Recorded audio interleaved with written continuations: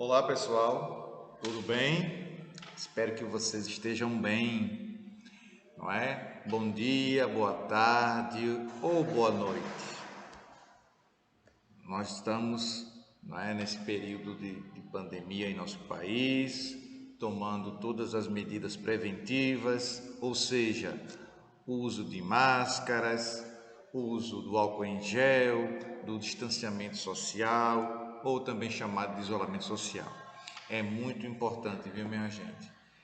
Esse momento em que a gente deve tomar todas essas medidas. Espero e acredito que vocês também estão com muitos cuidados, não é? Com muitos cuidados, tá bom? Se cuidem, tomem todas as medidas preventivas. Vamos observar o que a ciência está dizendo sobre essa pandemia que está ocorrendo no mundo inteiro, tá bom? Nós vamos sair dessa. Com fé em Deus, nós iremos sair dessa. Bem, dito isto, pessoal, sejam todos abraçados, não é? Sejam bem-vindos nessa aula de história do oitavo ano, aula de história. E na aula de história de hoje, a gente vai começar a conhecer de forma mais profunda como se dava essa tal de colonização. No caso específico, a colonização inglesa aqui na América. Eu já falei em alguns aspectos, só que hoje eu vou aprofundar um pouco mais, vou fazer uma comparação com a questão da colonização brasileira, vou retomar algum conteúdo que a gente viu na última aula, para que a gente possa consolidar o nosso conhecimento histórico, entendendo mais uma vez que os fatos históricos, eles não acontecem de forma isolada. Não. Eles acontecem de forma aglutinada, junta, colada, um fato colado ao outro, que vai permitir que a gente conheça aquele fato histórico de forma mais profunda. Esse fato ligado, histórico anterior, é que a gente vai ter que, às vezes, voltar um pouco, retroceder no conteúdo, entender aquele conteúdo que falava sobre determinado assunto, que ele vai ter consequência para o nosso entendimento no próximo conteúdo. E aí nós vamos ter a oportunidade de entender de que forma isso se dava, de que forma acontecia essa colonização inglesa em território americano, mais precisamente na América do Norte, nos Estados Unidos. É preciso que vocês não esqueçam do que eu já abordei, do que eu já expliquei, do que nós já vivenciamos em sala e nas aulas gravadas também. O que foi que nós já vivenciamos? Isso. Muito bem, meu querido, minha querida. Isso mesmo. Isso mesmo. Você vai longe, viu? Foi as situações que aconteciam, as drásticas mudanças que a Inglaterra vivenciou. Trágicas não, mudanças, vamos melhor dizendo, né? Trágicas porque a morte de um rei nunca vai ser vista de forma normal. Então o rei perde o poder na Inglaterra, ele vai lutar contra uma situação ideológica, teológica, entra em conflito, enfraquece o seu poder a partir dessa luta ideológica. Há um processo sucessório que é a mudança de um rei para outro rei que vai comandar. Um é católico, o outro é protestante. Jaime II, por exemplo, é católico. Vai perseguir em algum momento os protestantes. O sucessor dele vai ser protestante e vai perseguir os católicos. Então, essa situação era decorrente, acontecia com muita frequência na Inglaterra. É preciso a gente ter isso em mente.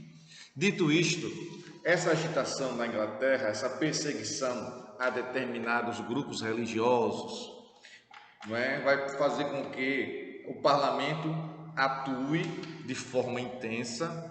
Atuando de forma intensa, o parlamento vai colaborar. Isso mesmo, minha gente, parabéns, para a queda do rei. Então vamos ter um processo revolucionário na Inglaterra, um processo de mudança. Mudança em quê, minha gente? Isso, muito bem. Mudanças em todas as estruturas. Que estruturas são essas, professor, que vai acontecer na Inglaterra? Que mudança vai ser essa? Mudanças políticas, econômicas, sociais. Nesses três aspectos, a Inglaterra vai vivenciar uma mudança radical, não é? Então, a Inglaterra passando por essa mudança radical vai ter reflexões, vai ter consequências. E uma dessas consequências será a perseguição a determinados grupos religiosos.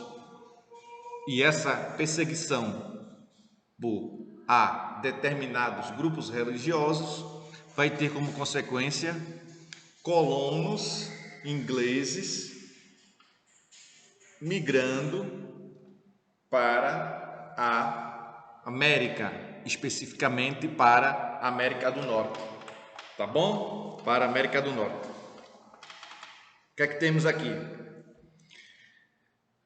Temos a formação de 13 colônias. Esse grupo que sai da Inglaterra migra para os Estados Unidos, formam ali as chamadas 13 colônias. 13 colônias autônomas, inicialmente com apoio inglês e depois vão querer uma autonomia em relação ao trono inglês. Então, essa situação, esse aspecto a gente vai começar a identificar e a estudar hoje, tá bom? Vamos lá? Pronto. As 13 colônias, esse conteúdo ele se encontra no livro, na página 53. Vamos lá? Abrindo o nosso livro. O livro é sempre o nosso amigo, tá bom? Eu digo sempre isso, repito, bato nessa tecla. O livro tem que ser seu amigo, o livro tem que ter uma amizade com você. 53. Let's go, come on. Diz assim, as 13 colônias. A formação das 13 colônias americanas foi um projeto desenvolvido pela coroa inglesa. Essa coroa inglesa aí está significando o que, professor? Isso, está significando o rei, a monarquia inglesa, tomando todo o processo de iniciativa para que ocorresse esse projeto de desenvolver, ocupar a América. E consolidado, ainda na página 53, viu? A partir do século 17. Quando é que começa o século 17, pessoal? Isso, muito bem. A partir lá de 1601 começa o século 17. É preciso, é necessário lembrar que o povoamento da América iniciou com a movimentação da sociedade inglesa. Artesãos, camponeses e comerciantes burgueses. Como vimos, a vinda do navio Mayflower em 1620 deu início à formação dos Estados Unidos. Veja, a formação dos Estados Unidos vai acontecer por volta de 1620. Isso é século 17. No século 18 que os Estados Unidos vai ter o seu processo de independência, 4 de julho, né? 1777. Agora vê bem, muito bem, atenção, let's go.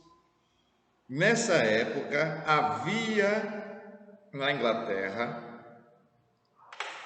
um grande crescimento urbano gerado pela política de cercamentos, onde as terras eram voltadas para o cultivo de algodão usado nas indústrias inglesas.